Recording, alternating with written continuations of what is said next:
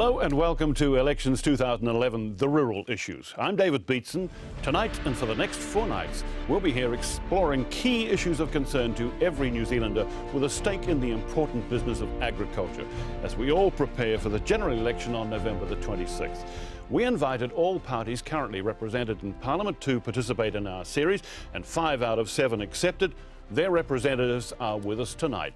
David Carter, current Minister of Agriculture, is here for the National Party. Kapua Smith-Purkis is here for the Maori Party.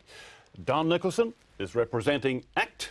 Damien O'Connor, Labour spokesperson on agriculture, is here for his party, and Kevin Haig is here representing the Greens.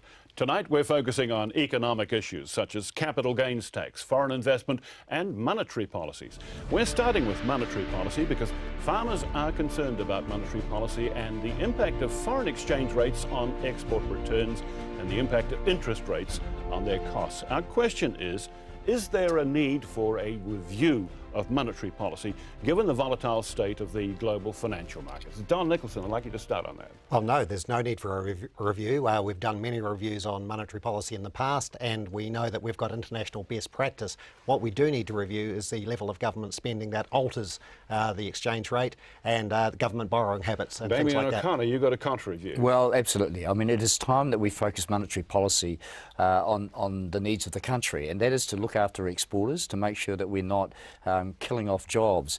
We had in this country Dr. Michael Power, an international strategic investment advisor, saying we need to change the way we have our monetary policy. We'll kill manufacturing, we'll kill our export sector. We can't afford to sit back and just let the winds of the New Zealand dollar drive our economy. It will drive it into the ground. Why haven't you looked at that, David Carter? As Mr Nicholson said, monetary policy has been reviewed 3 times while I've been a Member of Parliament.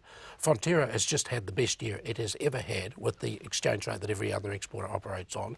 If the Labour Party want to fiddle with the monetary policy, what that means for New Zealand farmers is interest rates will increase. No, that's because not. at the moment, the focus of monetary policy is around keeping inflation under control. When I farmed through the 80s, when the Labour government was there, they let inflation go. It just about wrecked New Zealand agriculture. We now have the lowest interest rates we've seen for 40 years. I'll come back on that with you, and Damien. that's what I want to see. Monetary policy is currently killing the apple industry. It's making it very hard for most of the export sectors at the moment. Dairy has the lucky opportunity through strong demand for dairy products internationally. The bottom line is that we are being battered around. Gentlemen, I have 2 other people I want to hear from on this subject. Kapua, what's your view? What's the Maori Party view? Well, the Maori Party view is really to look at a wider view of the economy and moving towards a sort of GPI-focused economy. Within that, we understand we are currently in the model that we're in, and we support price stability at this time, and we really want to make sure that we balance both the cost to consumers as well as the cost to producers and exporters. So you're not suggesting this fiddling around with the monetary policy would be... Not at this stage, okay, unless we're prepared to look at a wider GPI and wellbeing model of our development in Aotearoa. Okay. Kevin Haig. Yeah, absolutely. We need to review monetary policy. In fact, you know, the monetary policy we have now is kind of the flotsam and jetsam from the ideological thinking of the 80s and 90s. And it basically says, let's abandon New Zealanders to the vagaries of the market. And actually, we've just left the Reserve Bank with one tool, the OCR, to actually try and manage economic outcomes. There's actually a whole lot more that could be done. For example, counter-cyclical reserve ratios operated by banking, actually to cushion the peaks and to protect people from the troughs as well. Isn't that likely to create more uncertainties? It absolutely create more uncertainties. Look, the Reserve Bank governor traditionally says, as often as I can remember, expansionary fiscal policy is the problem for his job, being making a smoothing of the exchange rate. You know, it's just tough. Damien O'Connor?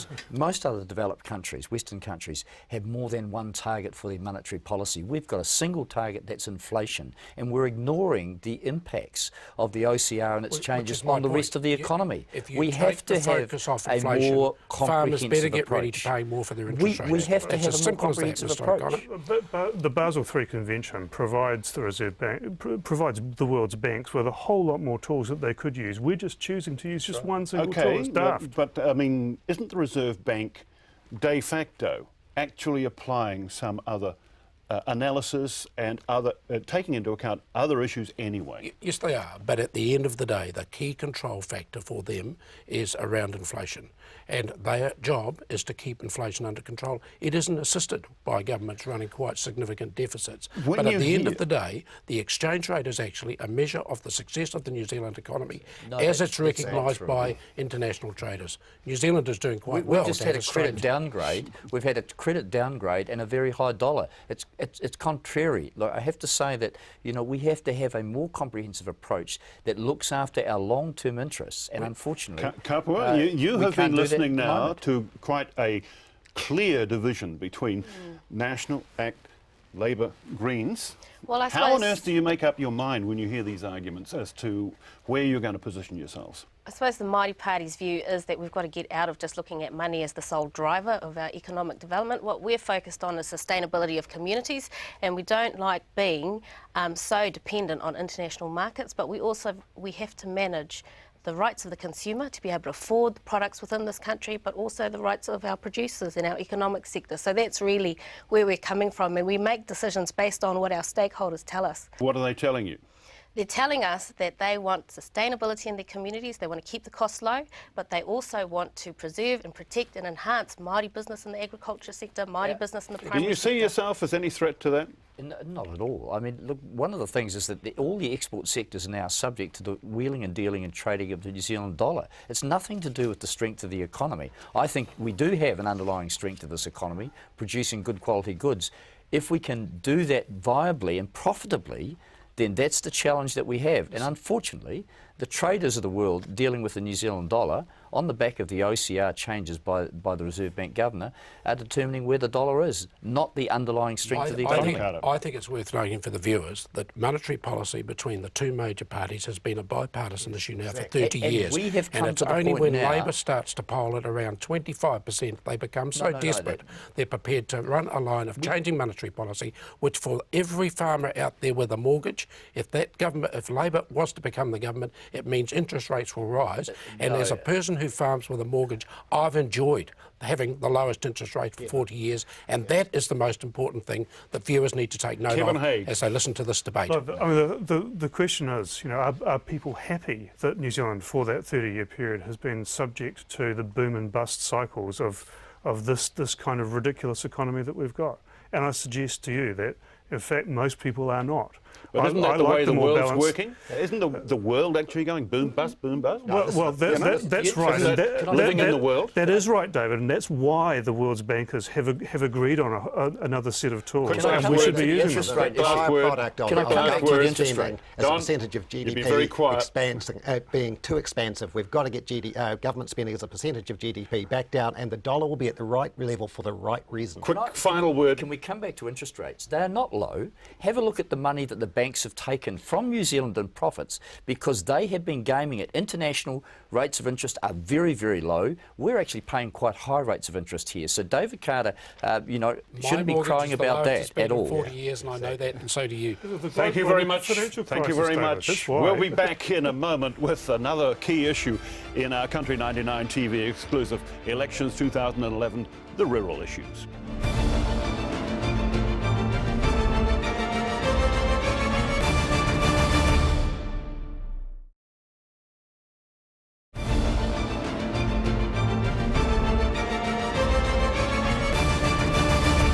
Welcome back. Preparing for this election series, our Country 99 reporters have been out in the field talking to farmers about their concerns.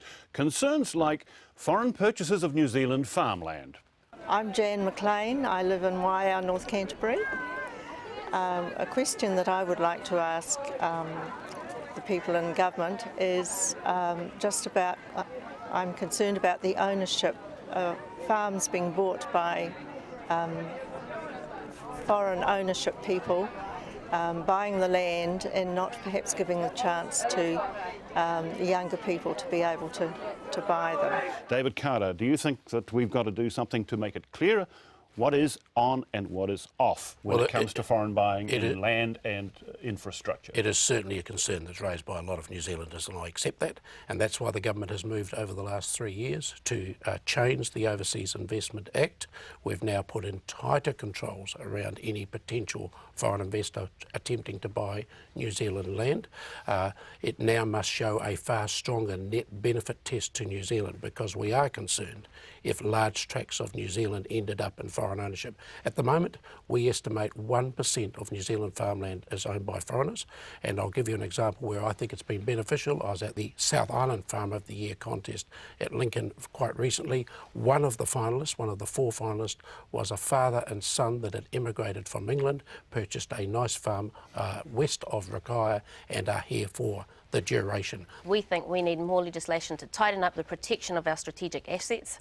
The reality is we've already moved into a free trade agreement era when we still haven't settled our legislation here to protect those assets and keep them here. For Māori, of course, we have a spiritual connection with our land. We believe that it should be maintained here in Aotearoa. In terms of Big long tradition of resistance to farm sales to anybody. Right. Yeah, well, it is about intergenerational farming, but at the end of the day, if we have big money now in the Māori economy, we can afford to buy back the land resources. I'm not sure why we're looking at foreign sales when we can afford to buy them and keep them here in New Zealand. Don Nicholson, what do you think about that? This wouldn't even be a discussion if we had strong balance sheets in New Zealand, and New Zealand farmers had the right to earn a proper living. Wouldn't that just make it more attractive for foreign investment? No. Look, in fact, New Zealand balance sheets have been eroded by constant growth of government monopoly costs, eroding balance sheets. That's why you've got farm amalgamations, you've got expansions of single entities into bigger units. That's just going to keep happening until we rein in government spending and bring us back to a O'Connor, what do you think about that? Look, the biggest challenge, of course, for farmers to make a viable living is the cost that they're paid for the land and the cost of servicing the finance. Now, what we've got, David, was a complete distraction there. People wanting to come and live in New Zealand and buy a farm, no problem. It's the investment funds, and I'm not sure what the German investment funds offered by way of an additional value when they purchased over $100 million in farmland in Southland. That's the kind of investment we'll start to see in this country, large international investment firms coming in, buying large tracts of land. We've said they are not allowed to. It is a privilege, not a right, to buy land in this country, and we'll have strict criteria that prove they have to add value before they're allowed to purchase. It's as simple as that. Kevin Hagen, are you aligned with that? Look, I think the Green position is pretty well known, actually, that we are completely opposed to selling off our productive land to foreigners, except in the case that David mentions where actually they're coming to live here and for the duration. That's great. And what we say is, Anne is quite right in her question, that actually this is robbing young New Zealand farmers of the opportunity to own their farms. It's also leading to situations where companies that are actually investment funds from overseas are owning land, and they're interested in short-term profitability of land, and quite often that is achieved at the expense of our environment. Would you concede that it is more difficult for young farmers to actually make their first farm acquisition now than it was when you started? No, I wouldn't. I think if you go back for 100 years, people have always said it's hard for any young person to start in farming. I would say if you want to prepare to go onto a dairy farm, work hard as a contract milker, move to a shear milker, you can move to farm ownership. You can do it. Down. It hasn't broken down at all. And there's a lot of young people I know that have successfully achieved farm ownership.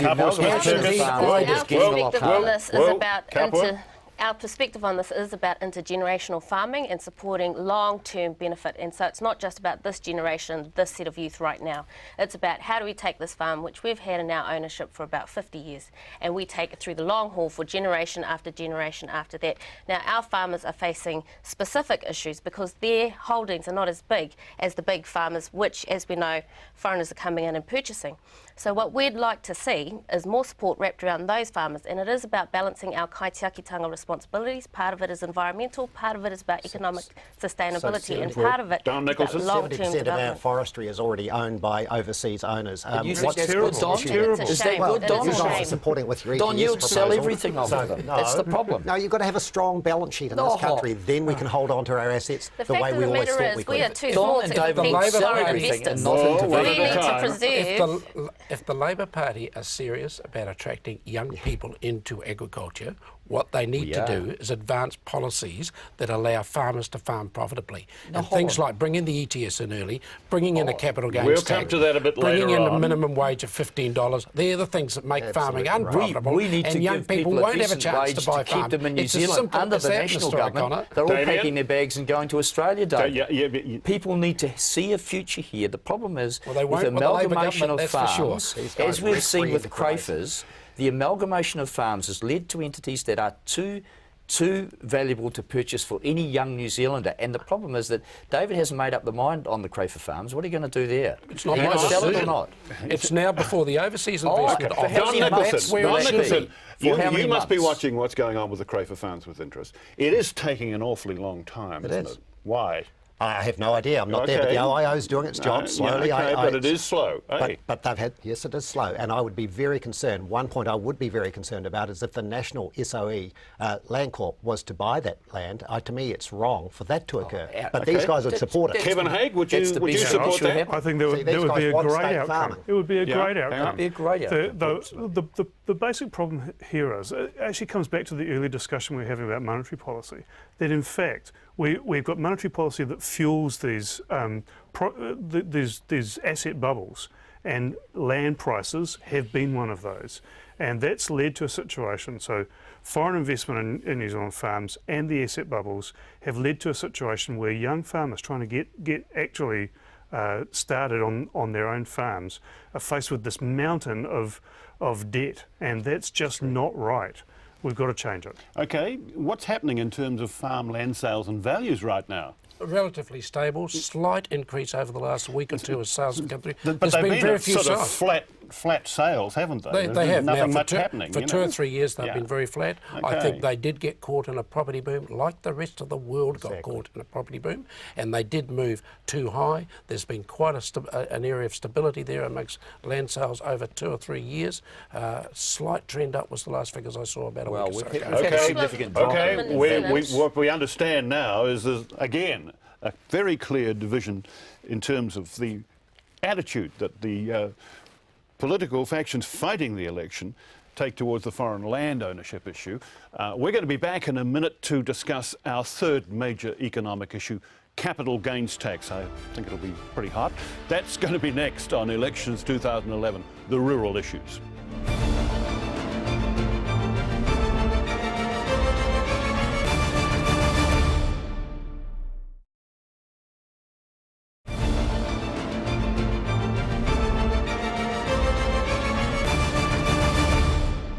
Well, show me the money has become one of the catch cries of the 2011 election campaign anytime a new spending proposal gets mentioned.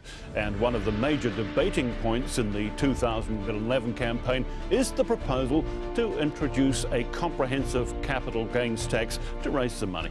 Our question is, does New Zealand need it, and what should it cover? Damien O'Connor, it's your baby. Tell me why, I think for the first time in history, a party is going into the campaign promising a new tax. Every other Western country that we trade with, that we have anything to do with, has a capital gains tax. It's about fairness in the taxation system.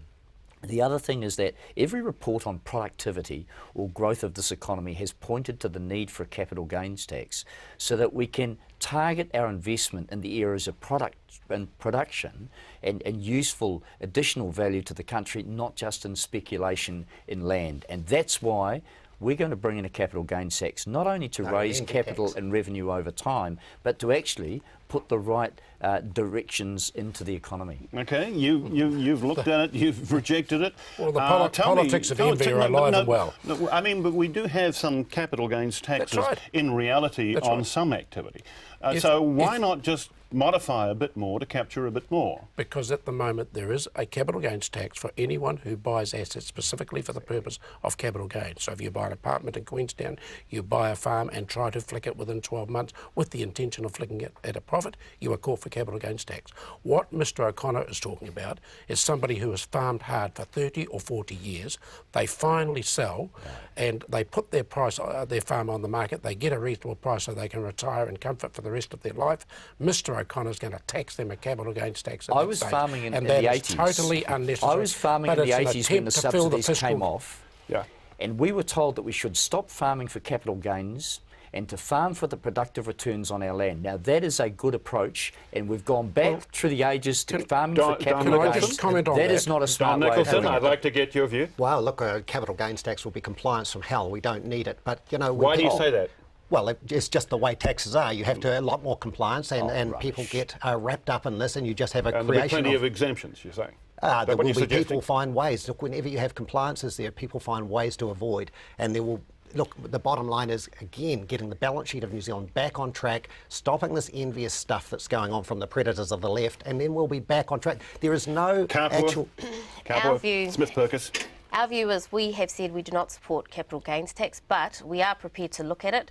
But what we're concerned about is that we make sure that any capital gains tax is only put on people with substantial assets.